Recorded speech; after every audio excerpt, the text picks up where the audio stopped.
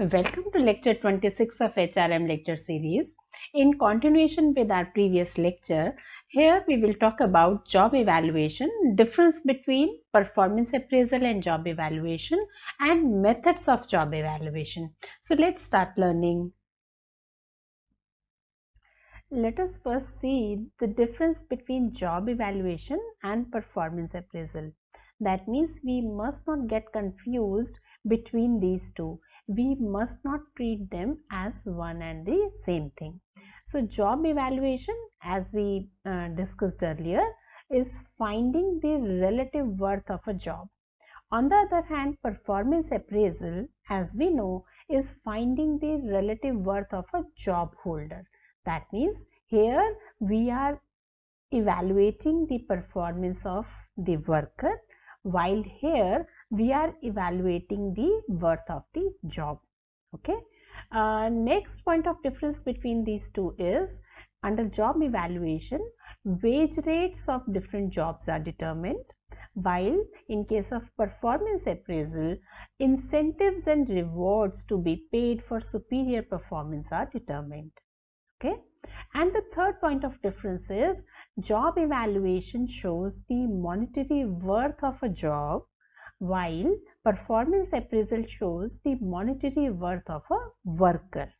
Okay, so these are the basic difference between these two, and these two are totally different concepts. Job evaluation is evaluating the job, performance appraisal means evaluating the performance of the worker, right?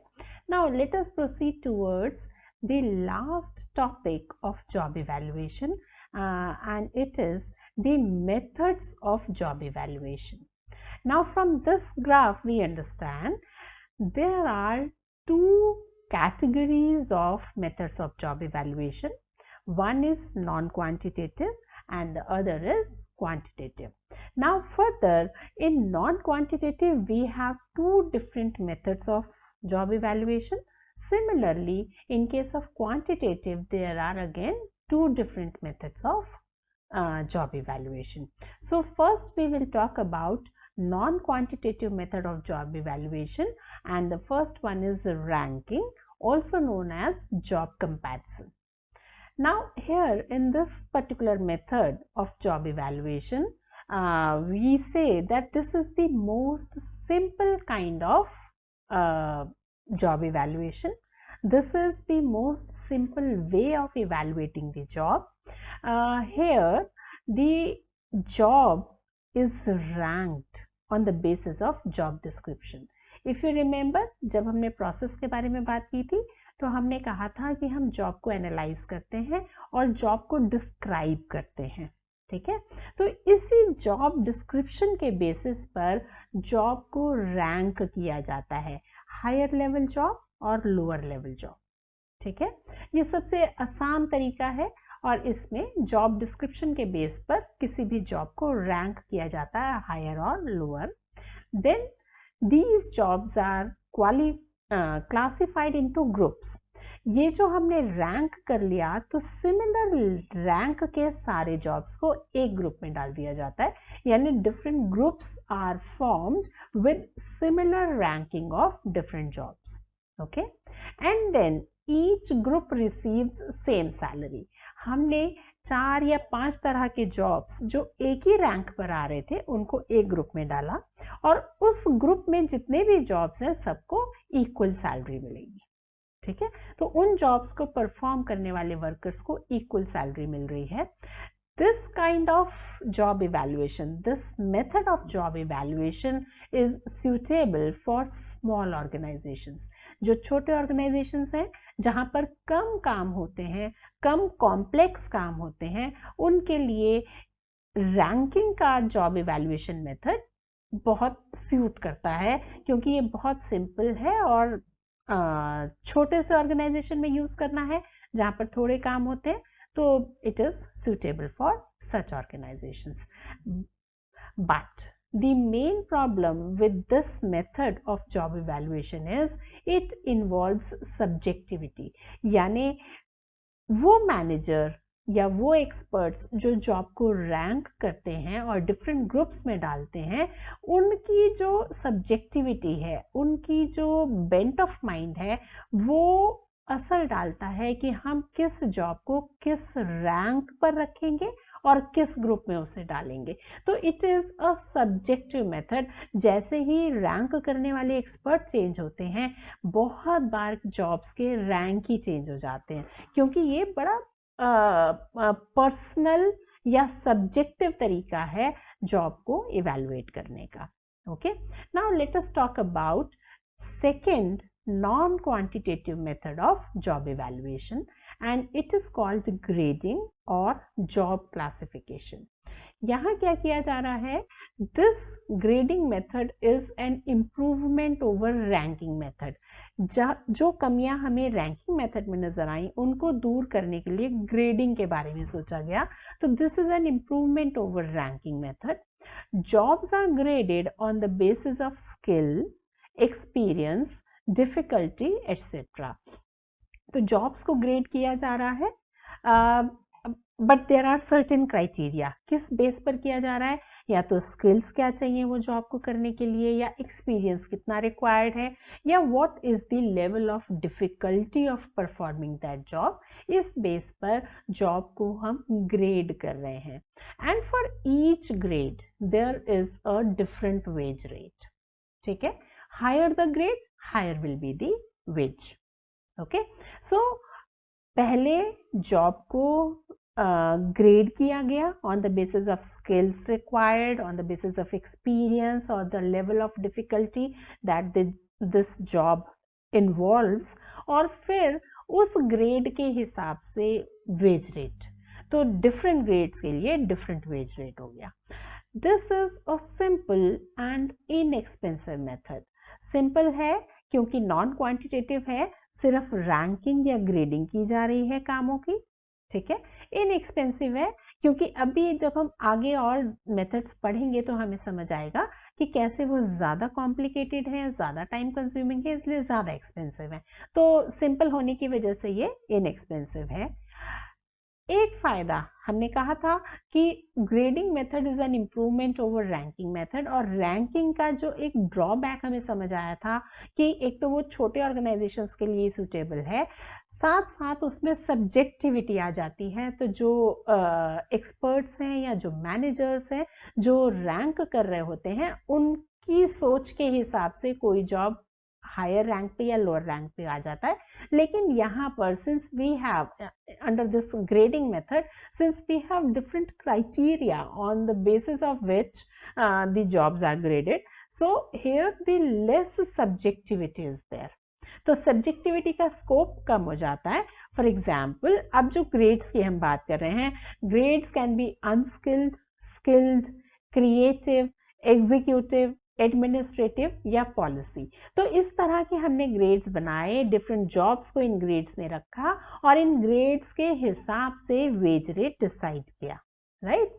Now let us talk about the quantitative method, and the first quantitative method is point rating. This is a widely used method. करते क्या है यहाँ पर? Points are assigned to each compensable factor. यानी वो सारे factors जिनके लिए हमें पेमेंट करनी चाहिए, उनके बेसिस पर हम पॉइंट्स असाइन कर रहे हैं. And these compensable factors can be skill, effort, responsibility, working condition etcetera. तो इस बेस पर हमने जॉब को पॉइंट्स असाइन कर दिए, यानी जॉब को हमने डिटेल में डिस्क्राइब किया और उसमें क्या क्या कंपनसेबल फैक्टर्स हैं उन्हें आइडेंटिफाई किया और उसके बेस पर पॉइंट्स असाइन किए. Now points are added up for each factor. ये जो फैक्टर्स हमने आइडेंटिफाई किए थे, इनको हमने पॉइंट्स असाइन किए और अब फाइनली हम इन पॉइंट्स को ऐड कर रहे हैं to arrive at a total point value to determine wage rate. तो higher the point value, higher will be the wages. तो ये हुआ third method of job evaluation and the first quantitative method of job evaluation. Now let us talk about second quantitative method of job evaluation, and this is called factor comparison. This method is a combination of ranking and point rating. तो ये जो दो थे, एक non quantitative और एक ये quantitative method, इन दोनों को कंबाइन करके बनाया गया factor comparison. This is the most objective method. इस मेथड में सब्जेक्टिविटी सारी खत्म हो गई और ये बहुत ऑब्जेक्टिव मेथड है. और यहाँ किया क्या गया, only 5 factors are used for giving the points. Only 5 factors are used और ये 5 फैक्टर्स हैं: mental capacity, skills, physical capability, responsibility and working conditions. इन 5 फैक्टर्स के बेस पर जॉब को डिस्क्राइब किया गया और उसको पॉइंट्स असाइन किए गए, रैंक भी किया गया, and therefore the likelihood of overlap is reduced. क्योंकि हमने सिर्फ 5 फैक्टर्स लाए तो कोई ना कोई, मतलब जब हम डिटेल में डिस्क्राइब करते हैं किसी जॉब को तो कुछ फैक्टर्स होते हैं जो ओवरलैप कर जाते हैं, but since only 5 factors are there तो ये ओवरलैप की लाइक्लीहुड, ओवरलैप की पॉसिबिलिटी बहुत कम हो गई. But the problem with this method is this is a time and money consuming method. This is an expensive method because a number of experts are involved in this, and this is a process which takes a lot of time, right? And one more difficulty, one more problem with this method is, being a complicated method, an ordinary worker finds it tough to understand. और जब तक worker को ठीक से समझ नहीं आता है कि उसे क्यों उसके काम के लिए ये वेजेस दी जा रही हैं, तो वो जस्टिफाई करना मुश्किल हो जाता है. तो जितना सिंपल मेथड होता है उतना इजी होता है ऑर्डिनरी वर्कर को समझाना कि क्यों उसे उसके काम के लिए ये वेजेस मिल रही हैं. पर जैसे ही जॉब इवैल्यूएशन का मेथड कॉम्प्लिकेटेड होता है, ऑर्डिनरी वर्कर को समझ नहीं आता रीजन कि क्यों उसे जो वेजेस दी जा रही हैं, कम या ज्यादा जो भी दी जा रही हैं, वो क्यों दी जा रही हैं, how the job is being evaluated. Okay, with this we complete our discussion of methods of job evaluation. Once the job evaluation is complete and relative worth of job is determined, अभी तो ये internally हो रहा है, ये काम experts को हमने ये काम दिया कि वो जॉब को इवैल्यूएट करें, और जब ये जॉब इवैल्यूएशन का काम खत्म हो गया और हर जॉब की वर्थ डिटरमिन हो गई, अब फाइनली वेज डिसाइड करने से पहले, वेज डिक्लेयर करने से पहले वेज सर्वेज किए जाते हैं. And wage surveys are conducted to find out what the other organizations in the same industry are paying or what the other industries in the same region are paying. Okay, and because we need to bring external consistency as well, so wages and salaries of other firms in the same industry or other firms in the same region, those firms can be of different industry but in the same region, are taken into consideration before declaring the actual wage to be paid.